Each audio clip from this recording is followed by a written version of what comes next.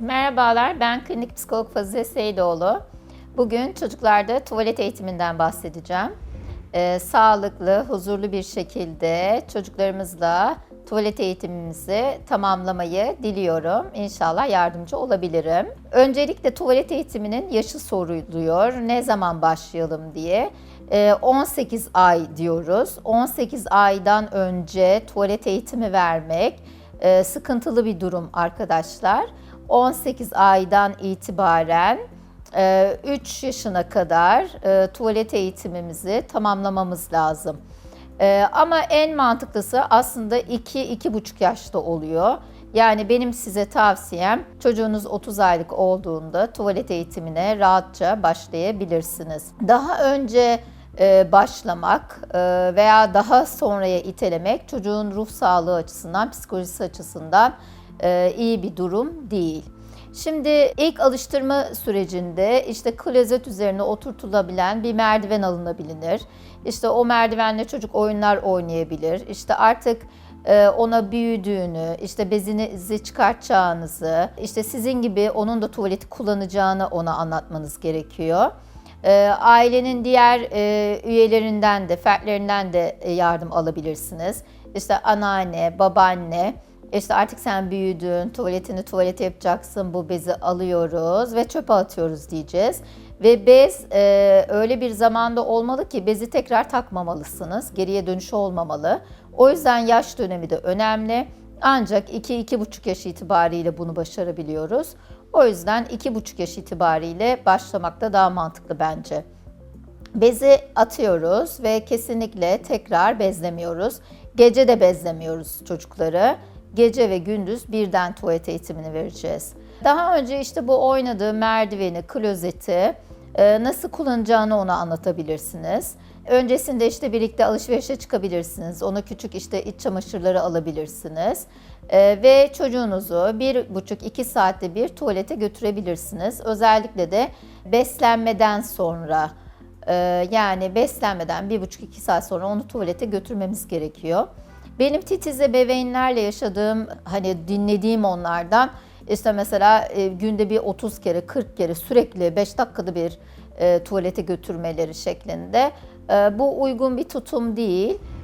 O kadar sık götürülmemesi lazım. Çünkü zaten biyolojik olarak da 1,5-2 saatte bir hani tuvalet ihtiyacı olabiliyor. O anlamda çok sık götürmemek lazım. Çocuğun elinden tutmak, işte klozete oturtturmak, işte geldi mi, geldi, işte tuvaletini yaptı, aferin çok güzel demek. Veya çok fazla beklemeyeceğiz orada. Bekledik, bir 5 dakika bekledik, gelmedi. Tamam gelmemiş diye klozetten onu aşağı indirmemiz gerekiyor.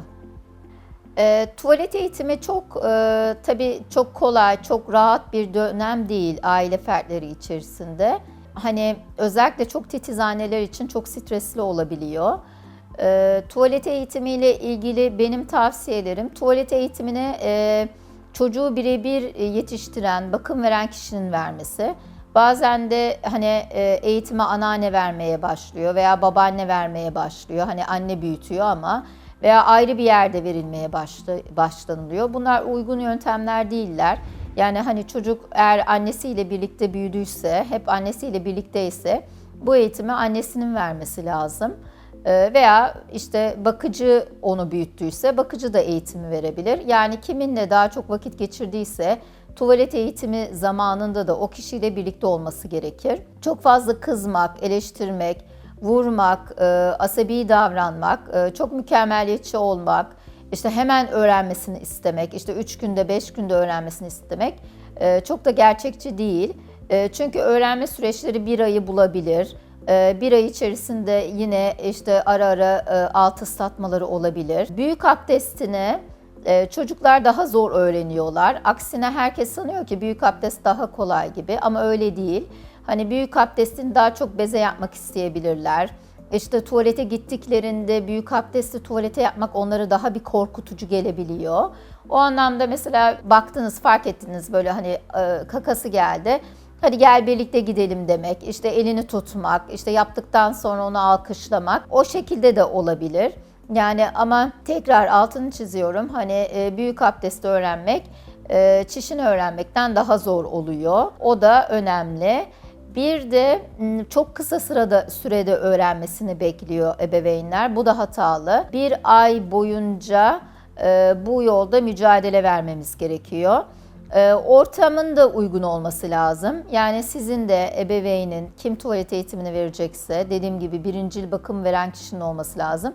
Onun da ruh sağlığının yerinde olması lazım. Kendi evimizde veya kendi yazlığımızda verebiliriz. Veya köyde verebiliriz, sorun yok. Yani her zaman düzenli gittiğimiz bir yer varsa. Verirken sakin olmamız da gerekiyor. Bir de bir önemli konu daha var. Gece alt ıslatmalarını önlemek için genel olarak yattıktan 1 saat sonra kaldırıp tuvalete götürmemiz gerekiyor. Yattıktan 1 saat, 1,5 saat sonra tuvalete götürülen çocukların geceleri alt ıslatma durumları çok azalıyor.